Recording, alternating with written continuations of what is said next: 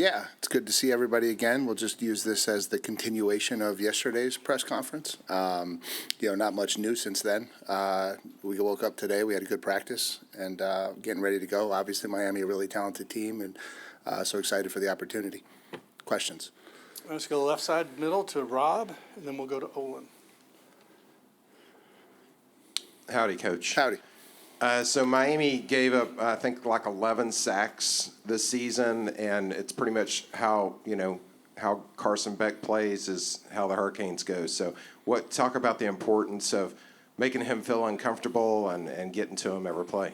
Yeah, I think he's an extremely talented quarterback. I think you see that throughout the year. Obviously, he does a really, really good job at delivering the football. They got a really explosive passing attack, different variety of screen, short game, pushing the ball down the field, and I think he delivers it all very well, very accurate. They're very talented at wide receiver, and obviously trying to figure out a way to get that out of rhythm will be critical. Not a lot of teams have been successful doing that, and so have to go to work and come up with a good plan on how to try to create a little bit of indecision for him and at least try to muddy the waters a little bit as best we can. The right side to Olin from Texags. Mike, a couple of things. Number one, after the Texas game, you said, I think we were talking about rushing defense, and you said we're going to have to look at what we're asking our guys to do and if they're able to do it. So I was wondering, if you're able to reveal any evaluations that y'all came to. I don't know that there's any evaluations to reveal. I think that's obviously an ongoing conversation that you have as a coach. When you're not doing things at the level you want to see them get done, I think you have to explore it. You can't just point fingers, and so I don't know that there's any magical revelation to it. I think it's just an ongoing target that we're trying to make sure we pay a lot of attention to. And then somebody's going to ask you this, so I might as well. They're great. Any anticipation on? They're great. On Le'Veon or any of the they're other great. guys? I knew exactly where we were going with that, and they all appear to be great. Stay on the right side and go to Christy from the AP. I know you guys have much bigger goals than simply getting to the playoffs, but has there been any moment of reflection or appreciation for, getting the Aggies to the playoffs for the first time and doing something that hasn't been done at this school? Yeah, no, not really. I think obviously there was excitement yesterday to sit in the watch party and see our name go up on the screen, and that's not, that moment's not lost on the team or on me, but we have aspirations to do a lot more than just sit in a room and see our name get put on a screen. And so I think very quickly it shifted to now we have an opponent, we have a focus. I think you could feel the energy lift. We kind of went right out of there into a team meeting and to get to work on kind of where this thing was going. And so it's obviously it's the first step is getting in, but I think we want to try to do a little bit more than that.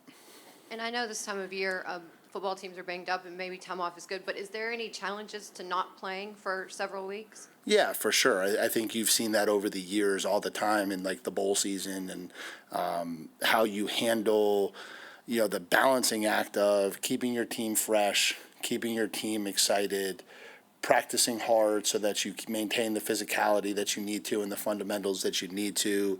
I think that's a balance that you spend a lot of time trying to get right. And so we've had that recipe for 4 years now. This is year 4 as a head coach. And so we've tinkered it, we've tweaked it, but I think we've got a pretty good rhythm of what we're trying to get done. And, this morning was great. It was great to get back out on the grass. I think the kids had a lot of energy running around this morning.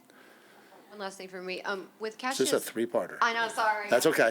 I got a lot. That's okay. It's good. With Cashius Howell and his journey from no one at a Power 4 school wanted him out of high school to where he is today. Can you just reflect on his journey and what he means to your team? Yeah, I think it's awesome. I think it is. I think for him to be a kid that we recruited very early on, I've referenced him at times as the OG on this defense because he was one of the first kids to believe and buy into him and Will what we were doing here and what we wanted to be about. I think he came here to grow and develop and challenge himself, and then to see him rise to those challenges where he's on a plane going to an awards banquet as the Defensive Player of the Year in the country, right? It's a phenomenal story. He's a great kid. The work ethic that he has and what he's put into this thing has been awesome. And I know he's excited to try to finish this thing the right way, but it's been a really, really cool journey to see him on. We'll go to Travis from KBTX in the front. Hey, Mike.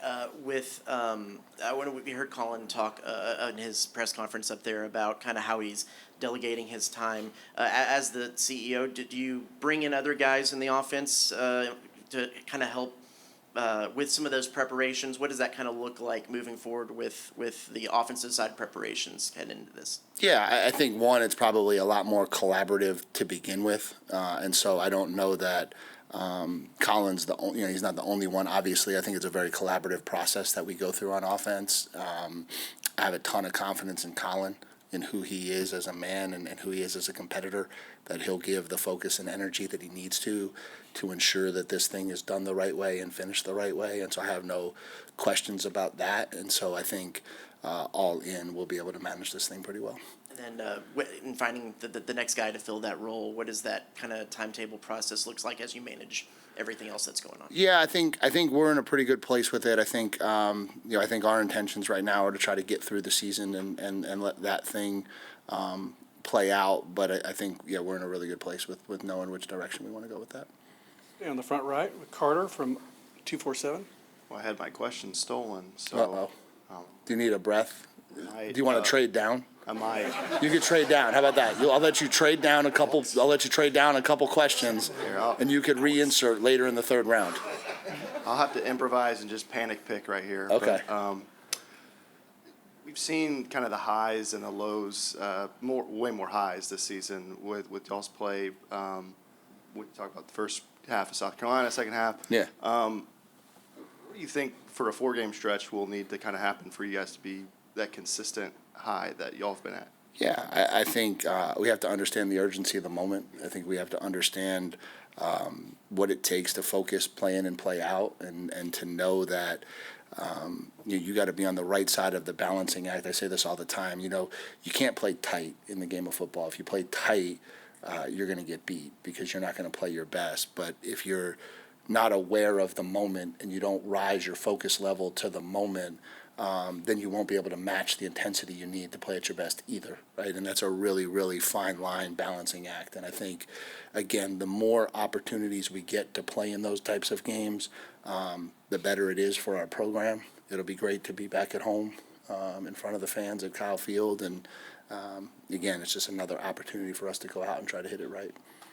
And on the OC discussion, as the co-OC, what was Coach Wiggins' role kind of look like in that role? And then is he kind of part of the consideration for that new role? Yeah, I probably won't get into the specifics of it all. I got a ton of respect for Holmon. I think he does a phenomenal job.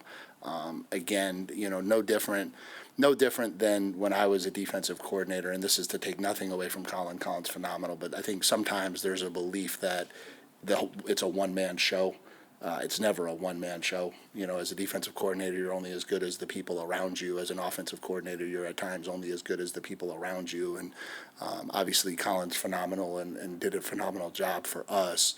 But I also think there's a lot of other really talented coaches in that room, too. Let's go left side to Alex, and then Aaron, Matthias, etc. More on the OC, do you anticipate the next person in that role running a similar system to what Collin has run and what you guys have run so far these first 2 years? Yeah, I think if you look at, our program, from the 2 years at Duke to the 2 years at Texas A&M, there's some very strong similarities in terms of what we look like on offense. Those are probably the philosophical things that I would like a Texas A&M football offense to look like. Obviously, every coordinator is going to have their own slant, twist things, and so there's a base part of the fundamental principles that won't go anywhere. And then there's obviously some of the smaller details that they'll be able to put their twist on however they want.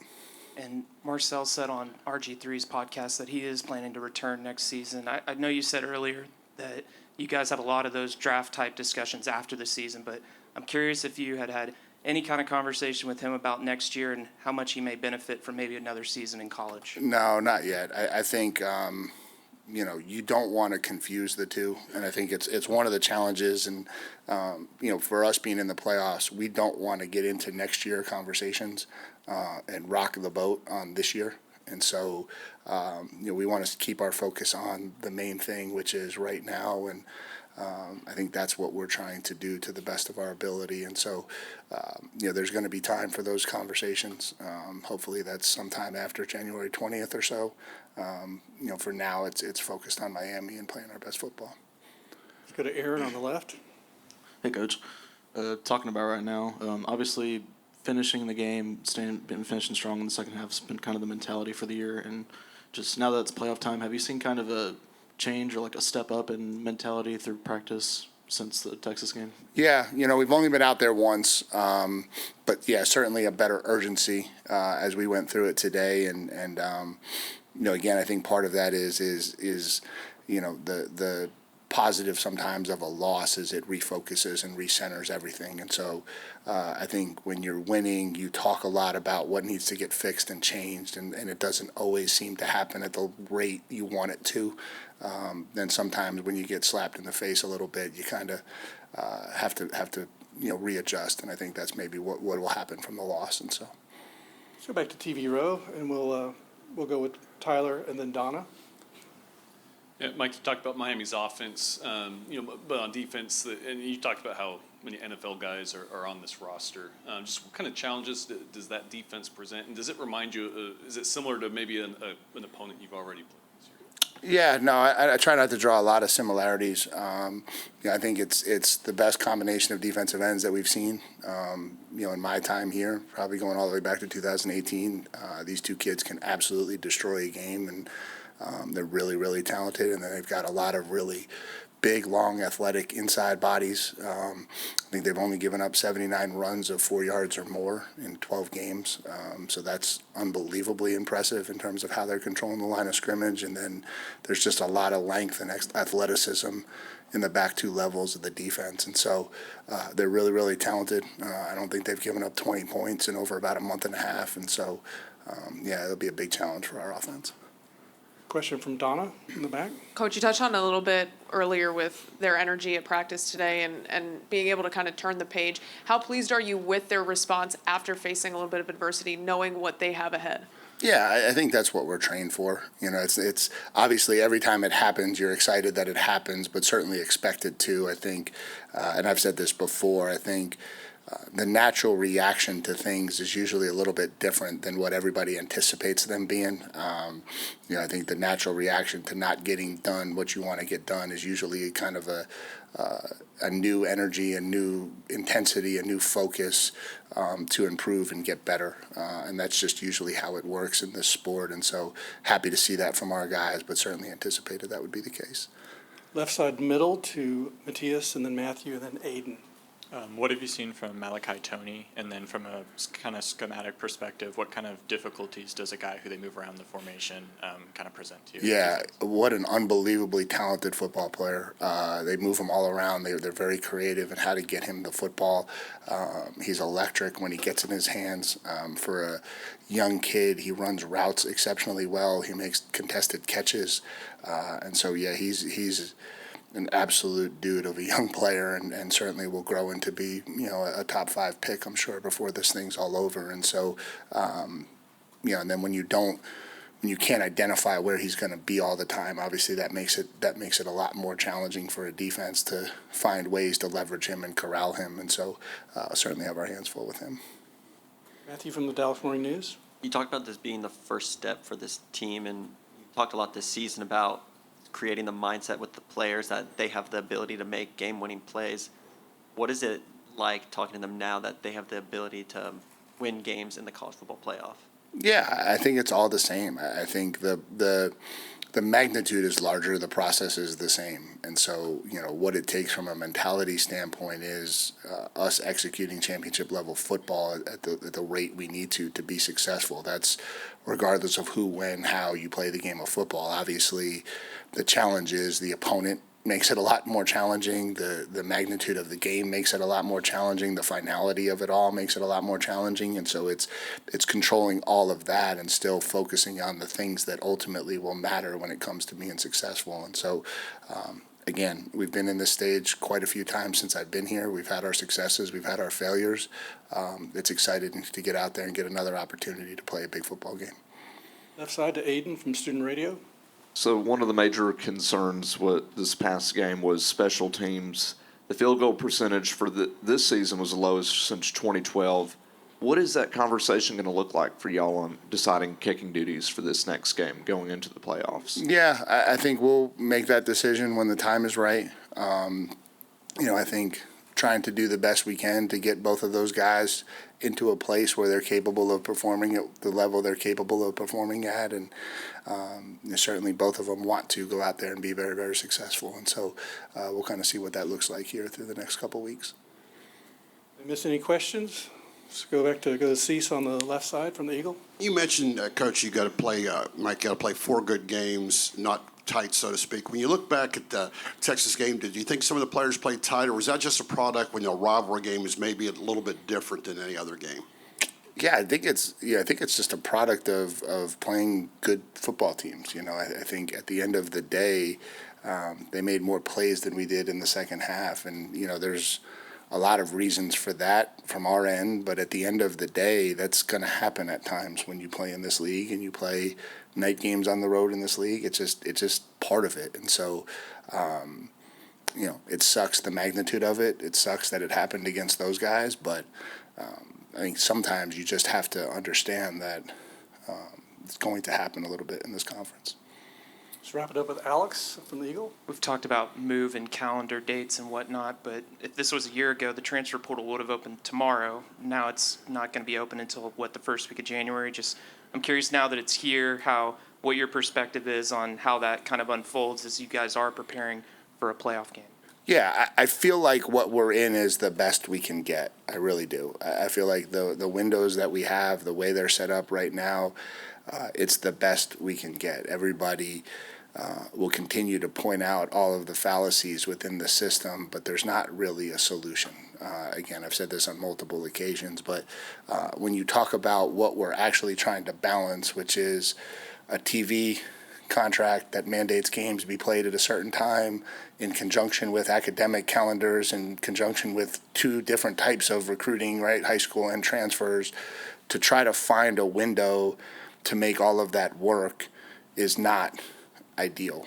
And again, I don't know how well we actually study sometimes the reality of the world that we're actually living in. And so, for years there have been coaching changes going on in the NFL while the playoffs were going on. The beauty of it is it hasn't happened within the teams that are currently playing, right? That's just a different structure that we have. You can't change free agency windows in college football because you have semesters, and when the semesters start is critical. And so I just think we're binded by a lot of things that we can't fix and can't control. And so from my perspective, I think this is about as good as we could ask for. All right, good. One more. Okay. Get a mic over to him. Do you feel an 11 a.m. game kick is an advantage to the home team or not? Nah, not really. I think playing in Kyle Field is an advantage to the home team. I'm excited for that. I'm excited to see our students turn out. I'm excited to see our fans turn out. It'll be really cool to see that number post on the screen with how many people showed up for an 11 a.m. kick, because I still think that's what makes college football unique here at Texas A&M. And so I think that more than anything. Awesome. All right, Thank you, a wrap. guys.